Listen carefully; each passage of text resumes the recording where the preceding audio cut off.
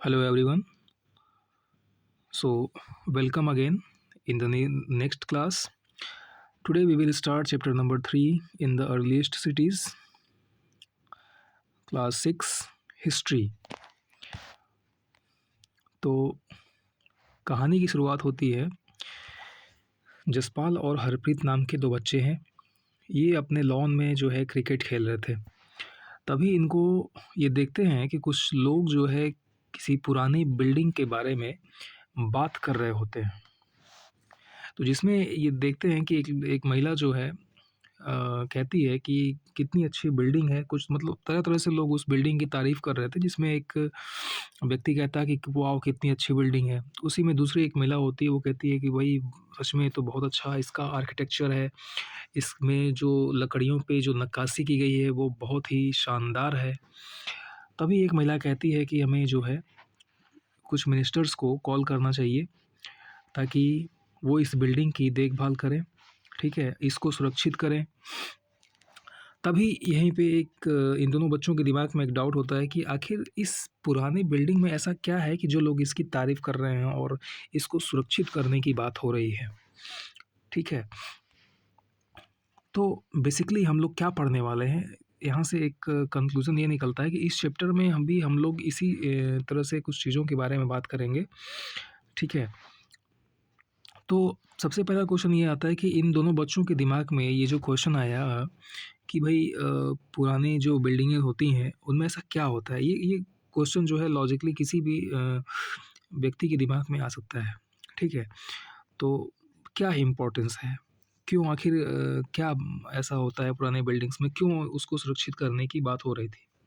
तो देखिए क्या होता है कि जितनी भी पुरानी बिल्डिंगें होती हैं, उन सब की अपनी कुछ न कुछ एक कहानी होती है, ठीक है? उसमें कुछ न कुछ उसकी स्टोरी होती है, ठीक है? तो ठीक उसी तरह से लगभग जो है 150 साल पहले, आज से 150 साल पहले जब इंडिया में रेलवे लाइन का जो है कंस्ट्रक्शन का काम चल रहा था, तो उस टाइम पे भी ऐसी ही एक साइट मिली थी, ठीक है? जो कि पंजाब में मिली थी। वहाँ पे इंजीनियर्स को एक स्टम्बल मिला, मतलब एक you can say that mount कह सकते हो। एक कुछ मतलब ऐसी माउंट का मतलब होता है कुछ ऊँची जगह जो है, वहाँ पे उनको बहुत सारे जो है ब्रिक्स मिलती हैं, बहुत ही पुरानी ईंटें मिलती हैं और वो ईंटें जो है बहुत ही शानदार थी, बहुत ही अ, अच्छी क्वालिटी की ईंटें मिलती हैं। तो वो इंजीनियर्स क्या करते हैं, उन ईंटों का इस्तेमाल जो है वो रेलवे लाइन को बिछाने में यूज़ कर डालते हैं, ठीक है? फिर क्या होता है, आज से लगभग 80 साल पहले वो जो जहाँ पे वो जो साइट थी, उसी साइट को आर्कियोलॉजिस्ट जो है विज़िट करते हैं, या you can say that archaeologist को वो जगह मिल जाती है। और जब वहाँ पे वो जाते हैं तो देखते हैं कि वहाँ पे जो है एक पुरानी, मतलब बहुत सारी पुरानी बिल्डिंगें वहाँ पे मिलती हैं उनको। तो जब वो उन पुरानी बिल्डिंगों का अध्ययन करते हैं, उसकी स्टडी करते हैं, तो पता चलता है कि अरे ये जो साइट है, ये तो यहाँ पे जो है कभी बहुत पहले जो है पूरा का पूरा शहर बसा हुआ था। और वो आर्कियोलॉजिस्ट बड़े ही मतलब सरप्राइज़्ड होते हैं। सरप्राइज़ इसलिए होते हैं क्योंकि वो जो शहर बसा हुआ था वो बहुत ही पुराना, मतलब आप कह सकते हो वर्ल्ड में जो है जो सबसे एंशिएंट सिविलाइजेशन है, वो आपका है मेसोपोटामिया, और उसके बाद जो था ये इंडस वैली सिविलाइजेशन थी, या यू कैन से दोनों एक दूसरे के समकक्ष ही आती हैं। तो जब तो ये बड़ा सरप्राइज़ होते हैं कि इतनी पुरानी, इतने समय पहले जो है शहरों का विकास हुआ था, पूरा का पूरा शहर बसा हुआ था, ये बड़े सरप्राइज़ हो जाते हैं, ठीक है? और जहाँ पे वो साइट मिली थी, तो उस जगह का नाम था हड़प्पा, ठीक है? तो जो आर्कियोलॉजिस्ट को जो साइट मिली, वो उस जगह का नाम था हड़प्पा। फिर बाद में जो है और ढेर सारी खोजबीन हुई, तो पता चला कि उसी तरह के बहुत सारी साइट्स जो है अलग-अलग जगह पर पाई गई। तो वो जो साइट्स जो अलग-अलग जगह पर पाई गई, उसी जो पहली वाली जो साइट मिली थी हड़प्पा नामक जगह पे, तो उसी के नाम पर पूरे पूरे साइट्स को हड़प्पन सिविलाइजेशन के नाम से जानते हैं। ठीक है?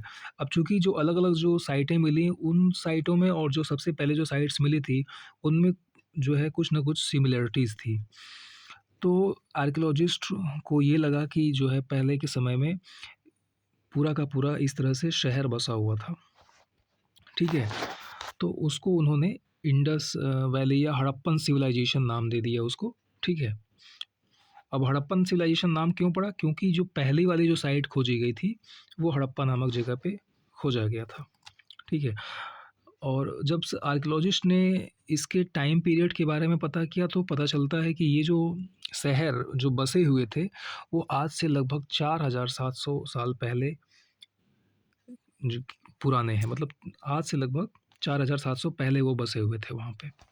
तो इतनी पुरानी साइटें जो हैं, उनको मिलती हैं।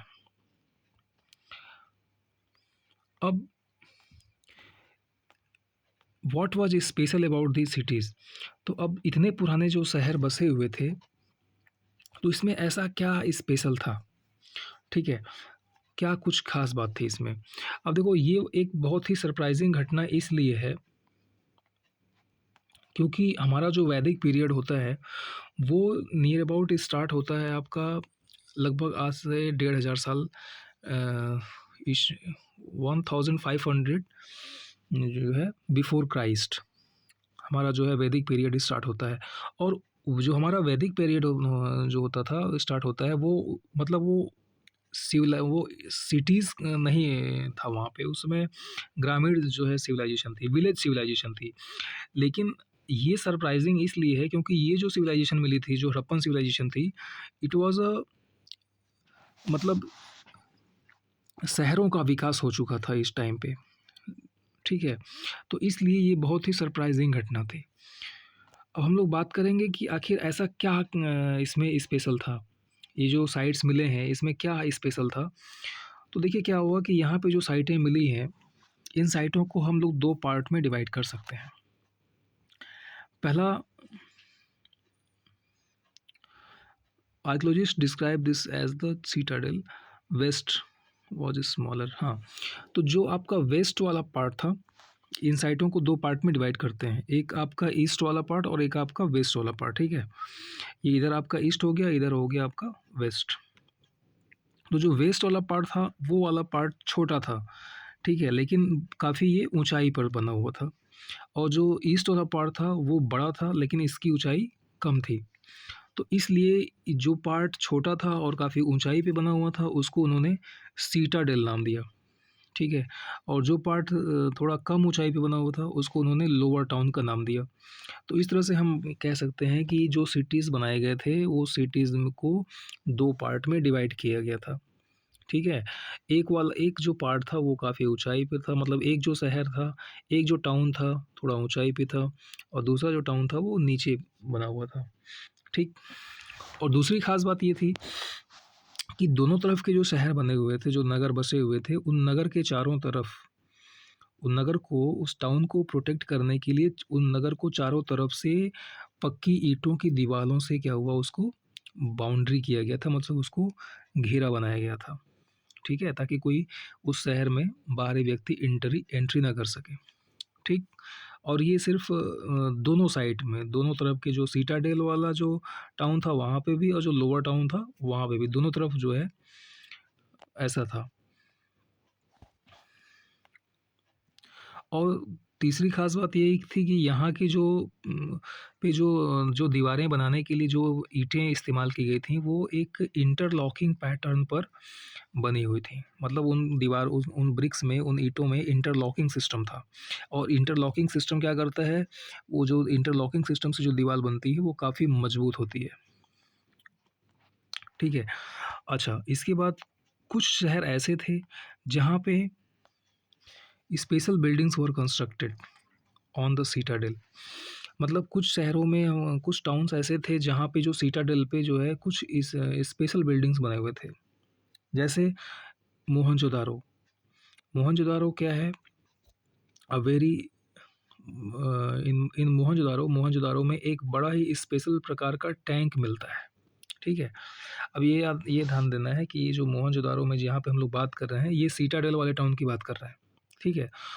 तो मोहनजोदारो में जो शहर बना हुआ था, वहाँ पे सीटाडेल वाली जगह पे क्या था कि एक विशेष प्रकार का टैंक बना हुआ था, जिसको जिसको आर्कियोलॉजिस्ट ने कहा कि ये बाथ टैंक है, ठीक है? अब इसकी ख़ास बात क्या थी कि ये भी जो है पक्की हुई ईंटों से बना हुआ था और साथ ही साथ कोटेड विथ प्लास्टर, इसको प्लास्टर भी किया गया था और पानी जो है वाटरप्रूफ करने के लिए इसको कोलतार जो होता है, ठीक है? या चारकोल कह सकते हो आप, या हिंदी में उसको हम लोग अलकतरा भी कहते हैं, उसका यूज़ किया गया था। और साथ ही साथ there were steps leading down to it from both side, और इसके दोनों तरफ से क्या था कि इसमें नीचे उतरने के लिए, इस बाथ टब में नीचे उतरने के लिए दोनों तरफ से सीढ़ियाँ बनाई गई थी, ठीक है? और साथ ही साथ इसमें इस बाथ टैंक में वाटर पानी भरने के लिए जो है वेल्स बनाए गए थे, मतलब कुएँ से पानी इसमें भरा जाता था। और फिर जब उसमें लोग नहा लेते थे, बाथ वगैरह कर लेते थे, तो उसके बाद उस पानी को बाहर निकालने के लिए इसमें ड्रेनेज बने हुए थे, इसमें होल्स भी बने हुए थे, जहाँ से वो पानी उस पानी को बाहर निकाला जाता था। और अदर सिटीज़, कुछ दूसरे शहर जैसे कि कालीबंगा एंड लोथल, वहाँ पे बात करें तो वहाँ पे हमें फायर अल्टर्स मिलते हैं। फायर अल्टर्स का मतलब क्या होता है? अग्नि वेदिकाएँ। अग्नि वेदिका का क्या मतलब होता है? जहाँ पे जो है ऋषि लोग बैठ के यज्ञ वगैरह करते हैं, आहुति देते हैं, ठीक? और कुछ शहरों में जैसे मोहनजोदड़ो हो गया, हड़प्पा हो गया and Lothal had elaborate store house, मतलब वहाँ पे हमें स्टोर हाउस मिलते हैं, मतलब कि भंडार गृह भी कह सकते हो, जहाँ पे ग्रेन्स वगैरह, अनाज वगैरह जो है वहाँ पे स्टोर किए जाते होंगे, ऐसा आर्कियोलॉजिस्ट का मानना है। तो पहले तो हम लोग जान लेते हैं कि जो साइट्स की हम लोग बात किए, जैसे यहाँ पे देखिए ये आपका लोथल है, ठीक? ये मोहनजोदारो है जो कि आज की डेट में पाकिस्तान में है, ठीक? और ये आपका देखिए हड़प्पा जगह पड़ता है आपका, ये भी आज की डेट में पाकिस्तान वाले एरिया में पड़ता है, ठीक?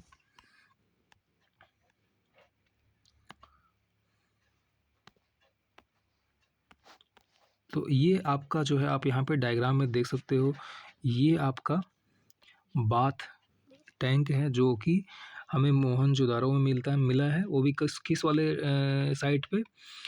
हमने बताया ना, पूरी साइट को 2 पार्ट में बाँटा गया था। एक आपका सीटाडेल, दूसरा आपका लोअर टाउन। तो ये सीटाडेल पे बना हुआ था, ठीक? तो अब और आर्कियोलॉजिस्ट का ऐसा मानना था कि जो टाउन सीटाडेल पे बना है, जो काफ़ी ऊँचाई पे बना है, तो हो सकता है कि वहाँ पे जो रूलर्स हों, शासक हों, वो वहाँ पे रहते हों, क्योंकि वहाँ पे जो है नंबर ऑफ़ हाउसेस जो है कम है वहाँ पे, वो छोटा है, मतलब एरिया तो छोटा है, तो वहाँ पे कम लोग रहते होंगे, तो हो सकता है वहाँ पे रूलर्स वगैरह रहते हों, जो नोबल्स वगैरह, जो धनी पर्सन हो, जो रिच पर्सन हो, वहाँ पे रहते हों। बाकी जो है वो लोअर टाउन्स में रहते होंगे। तो ये जो हमें मिला है जगह बाथ टैंक, वो रिच टाउन जो है, जहाँ पे रिच पीपल्स रहते थे, वहाँ पे मिला हुआ है। और आर्कियोलॉजिस्ट का ऐसा मानना है कि इसमें लोग कुछ विशेष अवसरों पे, जैसे हो सकता है कोई धार्मिक अनुष्ठान वगैरह हो, या कोई पूजा वगैरह हो, कोई त्योहार हो, तो उस टाइम पे हो सकता है यहाँ पे लोग स्नान ध्यान वगैरह करते हों, ठीक है? अब हम आते हैं हाउसेस, ड्रेन्स एंड स्ट्रीट्स। अब उन शहरों में जो घर बने हुए थे, जो नालियाँ बनी हुई थीं और जो सड़कें बनी हुई थी, इनको हम लोग विस्तार से बात करेंगे कि उस टाइम पे ये जो शहर बसाए गए थे, उसमें किस तरह की व्यवस्था थी, किस तरह से उसको प्लानिंग करके बनाया गया था। तो क्या होता है कि यहाँ पे जो घर बने होते हैं, वहाँ यहाँ पे 1 मंजिले या 2 मंजिले घर हमें मिलते हैं, ठीक है? तो जो हड़प्पन सिविलाइजेशन है, वहाँ पे किस तरह के घर मिलते हैं? 1 मंजिले या 2 मंजिले घर हमें यहाँ पे मिलते हैं। और यहाँ पे जब हम घरों को आर्कियोलॉजिस्ट हमारे घरों के बारे में जब बात करते हैं, तो उनको पता चलता है कि घर इस प्रकार से बना हुआ था कि बीच में एक आंगन था और चारों तरफ और साइड-साइड से क्या था, रूम्स बने हुए थे, ठीक? बीच में एक कोर्टयार्ड था जिसको आंगन बोलते हैं और साइड में क्या थे, रूम बने हुए थे। और दूसरा चीज़ ये कि इसमें जो बाथ वाला मतलब बाथिंग सिस्टम था, उसके लिए भी अलग सेपरेट रूम बनाया गया था, मतलब केवल बात करने के लिए, स्नान करने के लिए, ठीक? जिसको हम लोग बाथरूम कह सकते हैं आज के डेट में। और साथ ही कुछ घरों में हमें वेल्स भी मिलते हैं। वेल्स मतलब कुएँ भी मिलते हैं पानी वगैरह की व्यवस्था के लिए, ठीक? क्योंकि उस टाइम पे ट्यूबवेल्स वगैरह तो होते नहीं थे। अच्छा, अब बात कर लेते हैं ड्रेन्स की। तो ड्रेन्स क्या थे? Many of the cities had covered drains. बहुत सारे जो शहर बसाए गए थे यहाँ पे, बहुत सारे जो टाउन्स हैं, वहाँ पे जो नालियाँ मिली हैं, वो कवर्ड नालियाँ मिली हैं। कुछ में कहीं-कहीं हमें ओपन ड्रेन्स भी मिले हुए हैं। और नालियों की ख़ास बात क्या है कि these were laid out in straight lines. जो नालियाँ थीं, वो एकदम एक सीधी लाइन में बनी हुई हैं और सभी नालियाँ जो हैं, वो घरों से अटैच हैं, ठीक है? और घरों से वो जो नालियाँ निकलती हैं, वो गलियों में जो नालियाँ हैं, उनसे मिल मिल जाती हैं और जो स्ट्रीट गलियों में जो नालियाँ होती हैं, वो बड़े-बड़े नालों में जाके मिल जाती हैं, ठीक? मतलब ये आपका हाउस है, हाउस से जो ड्रेन्स निकला, वो ये गली है, गली में जो मेन आपका ड्रेन है, वहाँ पे मिली। और ये जो सड़कों पे जो गलियों में जो नालियाँ थीं, वो जा कर के कहाँ मिलती हैं, बड़े-बड़े नालों में मिल जाती हैं। और नालों की सफाई की व्यवस्था के लिए भी इंतज़ाम किया गया था। क्या हुआ था कि बीच-बीच में आपको इसमें मेन होल्स देखने को मिल जाते हैं, ठीक है? ये आर्कियोलॉजिस्ट बता रहे हैं, वहाँ के साइट के अकॉर्डिंग, वहाँ की जो है देखे, जो साइट मिली है उसको जब डीप में स्टडी किया तो पता चला कि यहाँ पे जगह-जगह पर मेन होल्स भी बने हुए थे। ये मेन होल्स किस लिए बने हुए थे? हो सकता है कभी नाली जाम हो जाए, नालियों को सफाई की व्यवस्था के लिए इन सब बातों का ध्यान रखा गया था, ठीक है? तो आप देख सकते हैं कि कितनी सिस्टमैटिकली जो है इन शहरों को प्लान करके बनाया गया था। फिर जब आर्कियोलॉजिस्ट इसके बारे में और ज़्यादा डिटेल में स्टडी करते हैं, तो उनको पता चलता है कि हाउसेस, ड्रेन्स एंड स्ट्रीट, मतलब घर, नालियाँ और जो सड़कें हैं, जो गलियाँ हैं, उनको प्लान्ड करके और एक साथ बनाया गया होगा, ऐसा आर्कियोलॉजिस्ट का मानना है।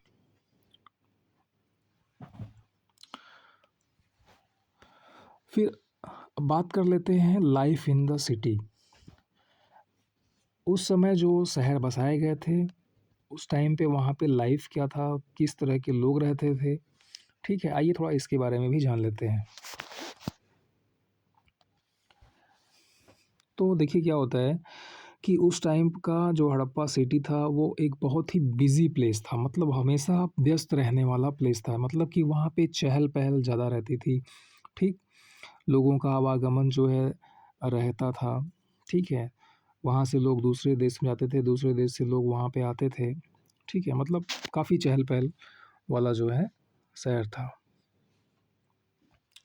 और साथ ही साथ यहाँ पे कुछ ऐसे भी लोगों का समूह था, जो कि कैसे कंस्ट्रक्शन करना है, कैसे टाउन्स की बिल्डिंग्स को किस तरह से बनाना है, उसकी प्लानिंग पे ज़्यादा ध्यान देते थे, ठीक? मतलब और ये लोग कौन थे? These were probably the rulers, और ये जो है संभवतः ये शासक वर्ग के लोग रहे होंगे, ठीक है? जो उस पूरे टाउन्स पर के जो मुखिया होंगे, वो लोग रहते होंगे, ऐसा आर्कियोलॉजिस्ट का अनुमान है। और वही जो है पूरी प्लानिंग करते होंगे कि किस तरह से शहर को बनाना है, ठीक है? और किस तरह से सारी व्यवस्था करनी है, उसको बड़े ही प्लान्ड तरीके से वो बनाते थे। और साथ ही साथ ये लोग क्या करते थे, ये अपने लोगों को भेजते थे दूसरे शहरों में। किस लिए भेजते थे? ताकि वो दूसरे शहरों में जाएँ और उन चीज़ों को ले आ सकें जो इनके पास अवेलेबल नहीं है। जैसे कि कुछ कीमती पत्थर, मेटल्स, ठीक है? तो इन सभी चीज़ों को जो उनके पास नहीं थी उनको मँगाने के लिए वो अपने लोगों को दूसरे शहरों में भी भेजा करते थे। और साथ ही साथ ये लोग बड़े ही रिच थे और इनके पास क्या था, जितनी भी वैल्यूएबल जो कीमती चीज़ें थीं वो अधिकतर इन्हीं के पास होती थीं। जैसे सिल्वर, ब्यूटीफुल बीड्स, ठीक है? गोल्ड, ठीक है? तो ये सारी चीज़ें इनके पास अवेलेबल थीं और इस चीज़ के बड़े ये शौकीन हुआ करते थे। ये बात कहाँ से पता चलती है? ये बात पता चलती है आर्कियोलॉजिस्ट को, क्योंकि इस तरह की चीज़ें जो हैं वहाँ पे मिली हैं, ठीक है? कहाँ पे मिली हैं? जो सीटाडेल बना हुआ है, लोअर टाउन में कम मिली हैं, सीटाडेल पे ज़्यादा मिली हैं, ठीक है? तो इससे क्या बात समझ में आती है कि जो सीटाडेल वाला जो पोर्शन है वहाँ पे रिच लोग ही रहते थे, ठीक? और इनके पास वो स्क्राइब्स भी होते थे। स्क्राइब्स क्या होते थे? जो पढ़े-लिखे लोग होते हैं, जो लिखने वगैरह का काम करते हैं, राइटिंग का काम करते हैं, उसको स्क्राइब्स बोलते हैं। तो ये वो लोग होते थे, जो क्या करते थे, राइटिंग का काम किया करते थे। मतलब ये कुछ रिकॉर्ड वगैरह लिखते थे, ठीक है? मतलब जो रूलर्स जो शासक वर्ग होता है, वो कुछ जो इम्पोर्टेंट चीज़ें होती हैं, उसको इनको इन लोगों को वो दे देता था शासक वर्ग, राजा कह सकते हो या मुखिया बोल सकते हो। तो ये लोग क्या करते थे, उन चीज़ों को रिकॉर्ड करके रखते थे। Who helped prepare the seals and perhaps wrote on other materials. और ये लोग क्या करते थे, यही जो पढ़े-लिखे लोग होते थे, यही मदद करते थे ताकि सील्स वगैरह बनाने में, मुहरें वगैरह बनाने में, ठीक है? चीज़ों को रिकॉर्ड करने में, चीज़ों को लिखने में, इन सभी चीज़ों में ये स्क्राइब्स लोग, जो पढ़े-लिखे लोग थे, वो हेल्प करते थे। इसके अलावा यहाँ पे शहरों में जो है कुछ ऐसे लोग होते थे जो क्राफ्ट वगैरह का काम करते थे, ठीक है? और साथ ही साथ बहुत लगभग सभी चीज़ें जो है बनाते थे इन स्पेशल वर्कशॉप और making all kinds of things either in their home और इन स्पेशल वर्कशॉप। मतलब यहाँ पे जो बहुत सारे लोग ऐसे थे जो कुछ तो अपने घरों में ही चीज़ें बनाते थे और कुछ ऐसे थे जो वर्कशॉप में जा कर के चीज़ों को बनाते थे। वर्कशॉप मतलब कि कारखाने वगैरह में काम करते थे। जैसे आज की डेट में लोग फैक्ट्रियों में जा कर के काम करते हैं और प्रोडक्शन करते हैं। तो उसी टाइम पे उस तो ठीक उसी तरह से उस टाइम पे भी लोग वर्कशॉप में जा कर के बनाते थे चीज़ों को और कुछ लोग घर पे ही बनाया करते थे। और साथ ही साथ जो पीपल थे वो ट्रैवलिंग भी किया करते थे, ठीक है? ट्रैवलिंग टू डिस्टेंट लैंड्स और return with raw materials and perhaps stories. और साथ ही साथ जो है कुछ लोग दूर-दराज के इलाकों में दूर-दराज के शहरों में जाते थे, ठीक है? वहाँ से नई-नई चीज़ें ले आते थे और साथ ही साथ जब वो वहाँ पे जाते तो वहाँ पे वहाँ के लोगों के बारे में, वहाँ के लोग क्या खाते हैं, क्या पहनते हैं, इन सभी चीज़ों को अपने शहरों में आते तो बताते थे लोगों से, मतलब एक तरह की स्टोरी बताते थे, ठीक है? जैसे आज की डेट में हम लोग कहीं जाते हैं तो वहाँ से जब लौट के आते हैं तो वहाँ की स्टोरी बताते हैं ना, तो ठीक उसी तरह से उस टाइम पे भी लोग जब दूसरे शहरों में यात्रा करने के लिए जाते और जब वहाँ से आता तो उनके साथ क्या-क्या चीज़ें घटित हुई, वहाँ पे लोगों ने क्या देखा, उन सब चीज़ों को आकर यहाँ पे अपने लोगों से बताते, ठीक? साथ ही साथ यहाँ पे आर्कियोलॉजिस्ट को बहुत सारे टेराकोटा के टॉयज़ बने हुए हैं, ठीक है? And children must have played with this. और तो आर्कियोलॉजिस्ट का ऐसा मानना है कि हो सकता है ये जो टेराकोटा के जो टॉयज़ मिले हैं, इनसे ज़रूर बच्चे उस टाइम पे खेला करते होंगे। तो अब यहाँ पे एक आप डायग्राम देख सकते हो। A street in Mohenjodaro with a drain above well. ये आपका शहर है मोहनजोदारो का, ये है जिसमें आप देख सकते हो कि ये जो है नालियाँ बनी हुई हैं सड़कों पे और ये पूरी क्या है, ये पूरी स्ट्रीट है, मतलब गलियाँ हैं और उसमें आप देख सकते हो ये नालियाँ बनी हुई हैं, ठीक? और ये आपका वेल है, इस टाइम पे इस तरह के वेल हुआ करते थे। साथ ही साथ यहाँ पे हड़प्पन सील मिली है, ठीक है? The sign on the top of the seal are part of script. और ये जो सील पे यहाँ पे आप देख रहे हो ये कुछ उस समय की स्क्रिप्ट है में उस समय उस टाइम पे जो स्क्रिप्ट यूज़ हुआ करती थी उसमें उसी स्क्रिप्ट में कुछ ना कुछ लिखा हुआ है इस पे, और ये स्क्रिप्ट अभी तक पढ़ी नहीं जा सकी है। ठीक है। This is the earliest form of writing known in the sub continent. और हो सकता है आर्कियोलॉजिस्ट का ऐसा मानना है कि ये जो स्क्रिप्ट है ये सबसे ओल्डेस्ट स्क्रिप्ट रही है होगी। ठीक है, या और है भी अभी भी, जिसको अभी तक पढ़ा नहीं जा सका है।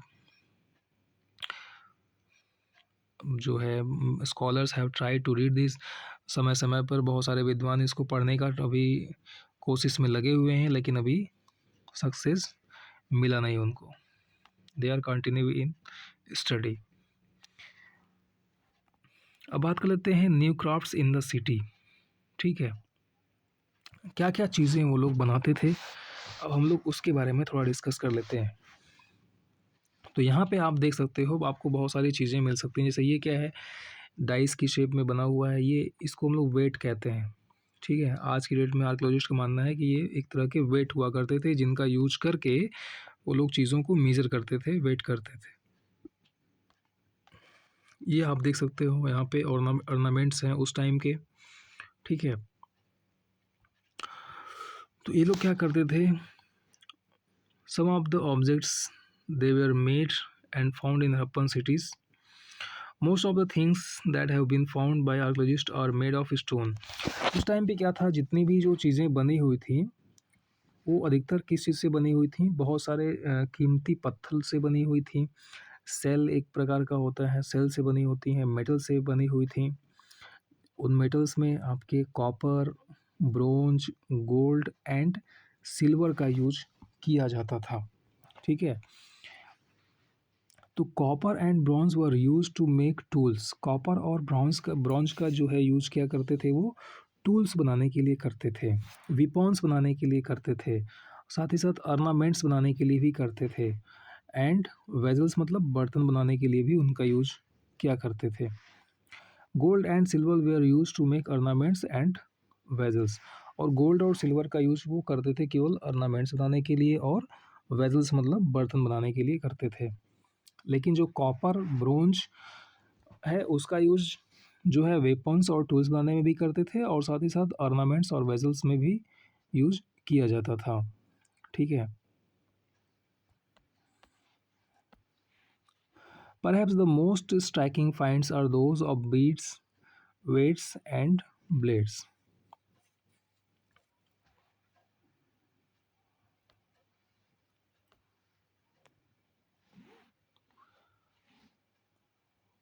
तो यहाँ पे perhaps the most striking finds are those of beads, weights and blades. तो जो सबसे ज़्यादा मात्रा में जो चीज़ें मिली हैं उसमें आपका है बीट्स है, वेट्स मिले हैं, और साथ ही साथ ब्लेड्स मिले हुए हैं। ठीक है, साथ ही साथ ये लोग जो है सील्स वगैरह भी बनाते थे, जो कि पत्थरों से बनी हुई होती थी। और ये जो सील्स बनी हुई होती थी ये जनरली जो है रेक्टेंगुलर शेप में मिलती हैं, and usually have an animal carved on them. और उस पे एक एनिमल बना हुआ मिल जाता है, मतलब उनका शेप जो है रेक्टेंगुलर होता है, और साथ ही साथ उसमें कोई ना कोई एक एनिमल की आकृति हमको मिल जाती है। The Harappans also made pots with beautiful black designs. और ये जो हड़प्पन के लोग थे वो जो है बर्तन जो बनाते थे, इनके बर्तन अधिकतर करके आपको ब्लैक डिज़ाइन में मिलेंगे, such as the one shown on page number 6। तो पेज नंबर 6 पे आपको ये बने हुए बर्तन के साइन मिल जाएंगे। ठीक है, तो किस तरह के बर्तन हुआ करते थे, पेज नंबर 6 पे, यानी कि हम लोग जो पिछला चैप्टर हम लोगों ने पढ़ा था उस पे बात कर रहा है, इसमें वो नहीं मिलेगा आपको।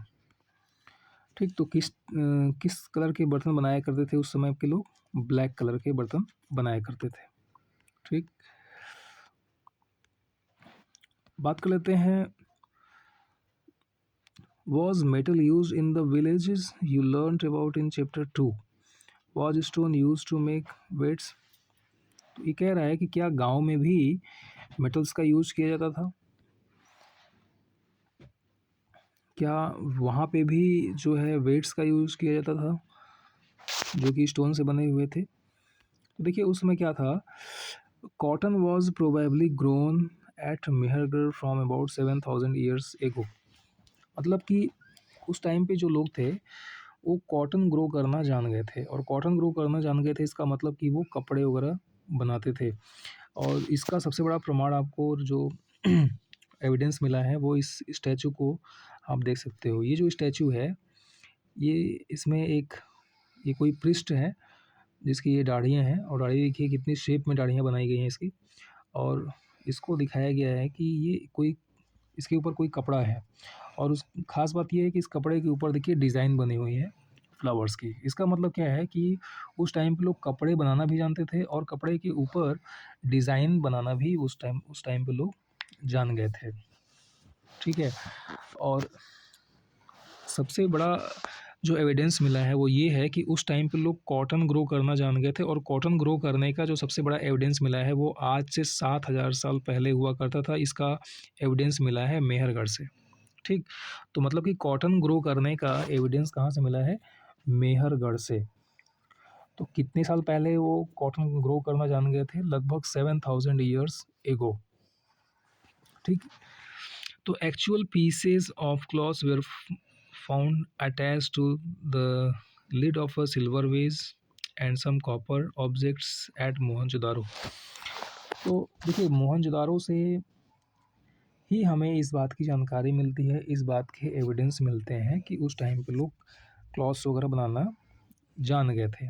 तो इसके एविडेंस कहाँ मिलते हैं? इसके एविडेंस मिलते हैं हमें जो सिल्वर वेज हैं, सिल्वर के बने हुए जो बर्तन हैं, ठीक है? The lid of a silver vase, lid मतलब ढक्कन, एंड सम कॉपर ऑब्जेक्ट, और कॉपर के जो कुछ ऑब्जेक्ट्स हैं वहाँ पर भी हमें कपड़ों के निशान मिल जाते हैं।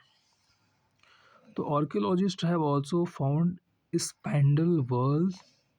स्पैंडल वर्ल्ड का मतलब क्या होता है? ये वो चीज़ होती है जिससे उस टाइम पे कॉटन से धागा बनाने का काम किया जाता है। ठीक है? स्पाइनल वर्ल्ड क्या होता है? एक तरह का टूल होता है जिसका यूज करके कॉटन से हम लोग धागे बनाते हैं, यार्न बनाते हैं, और फिर वापस और उस यार्न से, उस धागे से कपड़े बनते हैं।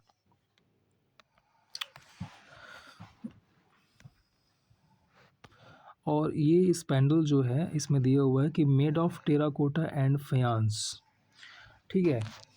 These were use to spin thread. इनका यूज करके हम लोग थ्रेड को स्पाइन करते थे, मतलब धागे वगैरह बनाते थे। तो many of the things that were produced were probably the work of specialists. तो बहुत सारी जो चीज़ें जो प्रोड्यूस किया करते थे उस टाइम पे लोग, वो किसके द्वारा प्रोड्यूस किया जाता था? क्योंकि उस काम को प्रोड्यूस करने वाले जो माहिर लोग होते थे, जो स्पेशलिस्ट होते थे इसके, वही लोग इसको प्रोड्यूस किया करते थे। तो a specialist is a person who is train to do only one kind of work. ठीक है? तो स्पेशलिस्ट किसको बोलते हैं? जो किसी एक काम को करने में माहिर हो, एकदम उस काम को करने में एकदम मतलब पूरी तरह से परफेक्ट हो। ठीक? जैसे कटिंग स्टोन, ठीक है? तो ये स्टोन कटिंग का काम सबको नहीं आता है, ठीक है? वही उसी को आएगा जो उस काम में स्किल्ड हो, जो स्पेशलाइज्ड हो उस काम में। पॉलिशिंग बीड्स, बीड्स को पॉलिश करने का काम। तो इस तरह के उस टाइम पे इन इन कामों के स्पेशलिस्ट हुआ करते थे, मतलब कि कुछ स्टोन काटने वाले हुआ करते थे, कुछ जो है बीड्स को पॉलिश करने वाले लोग होते थे। ठीक है? कुछ लोग सील को कार्विंग करने वाले होते थे, मतलब कुछ लोग सील बनाने वाले होते थे। तो उसी तरह से कुछ लोग कपड़े बनाने वाले भी रहे होंगे। ठीक है? तो इस तरह से अलग-अलग वर्क में स्किल्ड लोग उस टाइम पे हुआ करते थे।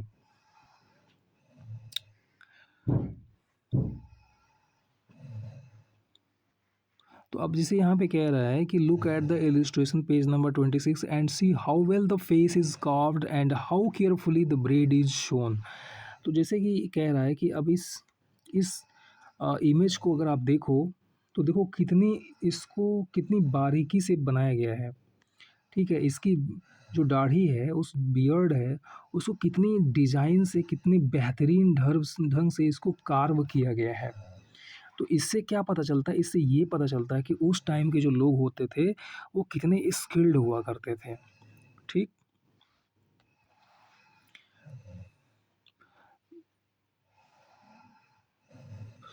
तो no, not everybody could have been a specialist. सभी लोग स्पेशलिस्ट नहीं हो सकते हैं, ये बात सही है। We do not know whether only men were specialist और only women were specialist. Perhaps some women and men may have been specialist. अब आर्कियोलॉजिस्ट क्या है, अनुमान लगाते हैं कि पूरी तरह से ये बता पाना संभव नहीं है कि उस समय पे क्या केवल पुरुष ही स्पेशलिस्ट होते थे उस काम में या महिलाएं भी होती थीं। हो सकता है कि पुरुष और महिलाएं दोनों ही उस काम में स्पेशलिस्ट हो। ठीक है, या हो सकता है कि दोनों लोग मिल के काम करते हों, ऐसा भी हो सकता है। और हो सकता है कि केवल पुरुष ही उस काम में स्पेशलिस्ट हों। तो इस बारे में कोई क्लियर एविडेंस अभी नहीं मिला है। ठीक। अब उस टाइम पे लोग रॉ मटेरियल्स कहाँ से लाते थे, मतलब चीज़ों को बनाने के लिए रॉ मटेरियल्स कहाँ से लाते थे। देखिए क्या है, raw materials are substances that are either found natural. तो रॉ मटेरियल्स जो होते हैं वो आपके दो तरह से मिलते हैं। एक तो आपका नेचुरली मिल जाता है, जैसे वुड हो गया, ठीक है, और ऑफ मेटल्स हो गया। तो ये तो नेचर से हमें बाई नेचर मिल जाता है। लेकिन कुछ चीज़ें जो है उनको बनाया जाता था, जैसे कुछ फार्मर्स प्रोड्यूस करते थे, ठीक है, हर्डर्स प्रोड्यूस करते थे। तो these are then process to produce finished good. और फिर क्या होता था कि फार्मर्स और हर्डर्स के द्वारा उन रॉ मटेरियल्स को ले करके उससे उसको प्रोसेस किया जाता था, और प्रोसेस करने के बाद फिनिश्ड गुड बनाया जाता था। जैसे कॉटन जो है फार्मर्स ग्रो किया करते थे। ठीक। अब इन कॉटन्स को क्या होता था, रॉ मटेरियल के रूप में ये कॉटन फार्मर से ले लिए जाते थे और वहाँ से वो स्पेशलिस्ट पर्सन्स को भेज दिए के पास चले जाते थे। और वो जो स्पेशलिस्ट पर्सन थे अपने काम में, वो उससे फिर स्पाइन करके उसको धागे बनाते थे, फिर उस धागे से वापस कपड़े वगैरह बनते थे।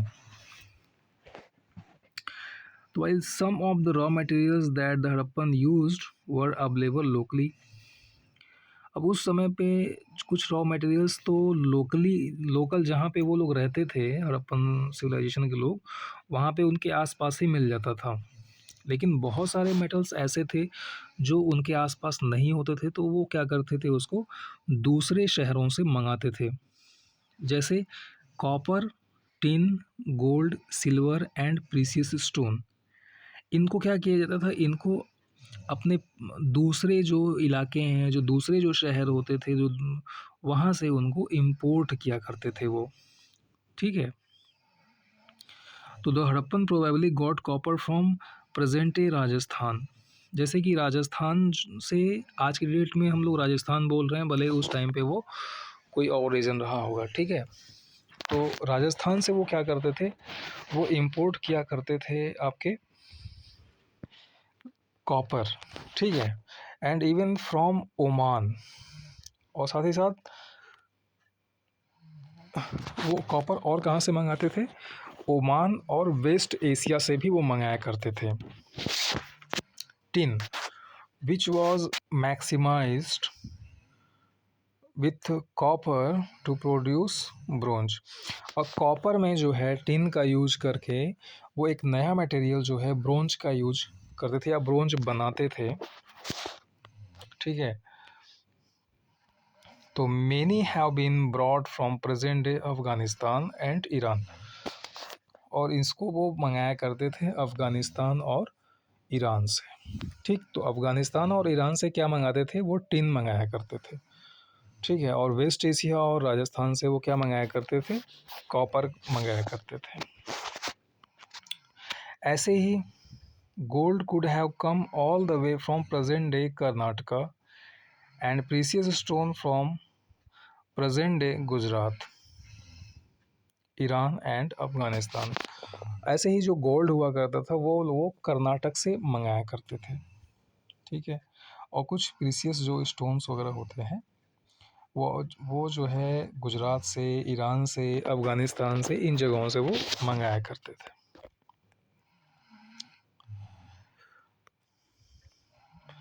तो आज की डेट में बस इतना ही, और बाकी जो हमारा जो नेक्स्ट टॉपिक है उसको हम लोग नेक्स्ट वीडियो में डिस्कस करेंगे। तो थैंक यू फॉर वॉचिंग।